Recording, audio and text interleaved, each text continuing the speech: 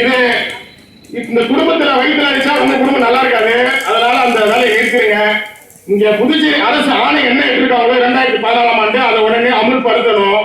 அதே மாதிரி இங்க 5 மகளிர் அவர்கள் உயர்நீதிமன்றம் சென்று அவர்கள் வழக்கை ஜெயிச்சு நீங்க எங்களை இது பண்ணுங்க சொல்லி உங்களுக்கு ரிப்ளை கொடுத்தா அந்த ரிப்ளை நீங்க என்ன கொடுக்குறீங்க? ரிப்ளை நாங்க பணியில வச்சுட்டோம் சொல்லி உயர்நீதிமன்றம் ரிப்ளை தவறான ரிப்ளை கொடுக்குறீங்க. உண்மையான ரிப்ளை கொடுத்தீங்களா? அப்ப திட்டமிட்டு இவங்க ஏழைங்க, இவங்க எந்த அளவுக்கு நம்ம குத்தவே உங்களுக்கு ஏசி நம்மகிட்ட வரமாட்டாங்க ஒரே காரணத்தினால இவங்க பசி பட்டினியை புரிஞ்சுக்கிட்டு நீங்க என்ன வஞ்சிக்கிறத வன்மையா கண்டிக்கிறோம். உடனடியாக தலைமை பொறியாளர் அவர்கள் 2014ஆம் ஆண்டு மாண்புமிகு முதல்வர் அவர்களும் கவர்னர் வெளியிட்ட ஆணையப்படி இவர்கள் பணியில் அமர்த்த வேண்டும். ஏன்னா இத்தனை நாள் இவங்க மனு கொடுக்கறது மௌனமா இருந்தாங்க. ஆனா அதெல்லாம் மீறி வெளியே வந்துட்டாங்க, வீதிக்கு வந்துட்டாங்க. இது ஒரு நாள் அடையாளம் ஒன்னா இருக்கும். ஆனா இந்த போராட்டம் தொடர்ச்சியான போராட்டம் புதுச்சேரியில மாறிச்சுன்னா, மக்கள் சக்தியா மாறிச்சுன்னா, அனைத்து கட்சி ஆதரவு கொடுத்து பெரிய போராட்டமா மாறிச்சுன்னா, ஓட்டு வங்கியை தேடி வர வேண்டிய நேரம் மாண்பு முதல்வருக்கு இன்னும் 2 மாசம் தான் இருக்குது. மக்கள் தகுந்த பாடத்தை கண்டிப்பாக நேரத்தை கற்றுக் கொடுப்பாங்க.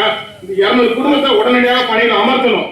அமர்த்துக்கான வேலையை உடனடியாக 24 நேரத்துல முதல்வர்கள் ஆணை இடணும். திரும்பி இங்க உள்ள தலைமை அதிகாரியை கூட்ட நான் கேட்கறது என்ன, அசிங்கமா இருக்கு, வெக்கமா இருக்கு. 2014 ஆர்டர் போடுறாரு, அந்த ஆர்டரை ஒபே பண்ண முடியல உங்களால, அதே ஃபாலோ பண்ண முடியல. அப்ப கொல்லப்புறமா வைக்கிறதுனால உங்களால ஃபாலோ பண்ண முடியல. கொல்லப்புறமா ஏன் திணிக்கிறீங்க? ஏன் புதுச்சேரியில படிச்ச இளைஞருக்கா உங்களுக்கு எம்ப்ளாய்மெண்ட் ஆபீஸ் மூட்டீங்களா? ஏன் உங்களால எம்ப்ளாய்மெண்ட் ஆபீஸ் மூலியமா உங்களால பணி கொடுக்க முடியல? அப்ப உங்களுக்கு தேர்தல் காலத்துல யார் யாரெல்லாம் உங்களுக்கு பின்னாடி வேலை செஞ்சாலும் உங்களுக்கு கொல்லப்புறமா நீங்க திணிப்பீங்க. அது கேட்க வந்தாலும் நீங்க தடுத்து நிறுத்துவீங்க. இது மக்கள் சக்தியா மாறும். ஆனா ஏற்கனவே நாங்க போன ஆண்டு ஒரு தனியார் தொழிற்சாலை ஒரு தொழிற்சாலை பிரச்சனை கையில் எடுத்து 52 நாள் என்னோட தலைமையில மிகப்பெரிய ஒரு போராட்டம் புதுச்சேரியில சம்பிச்சுது. ஒட்டுமொத்த 1000 ஊழியர்கள் வீதியில் நாங்க புரண்டு உருண்டு மிகப்பெரிய ஒரு போராட்டம் நாங்க அறிவிச்சோம். ஆனா அப்போதும் துணை போன இந்த புதுச்சேரி அரசு முதலாளி வர்க்கத்துக்கு ஆதரவா இருந்தது. அதை நாங்க அப்பயே வன்மையா கண்டிச்சோம். இது அரசாங்கத்தில் வாரிசுதாரர் தன்னுடைய அப்பாவோ அம்மாவோ பணியில இருக்கும்போது இறந்துறாங்க. எப்படி இறந்தாங்க? நீங்க அப்பா உங்களுக்கு புதுச்சேரி சுத்தம் செஞ்சாங்க, இறங்கி வீதியில இறங்கி சாக்காடு சுத்தம் பண்ணாங்க.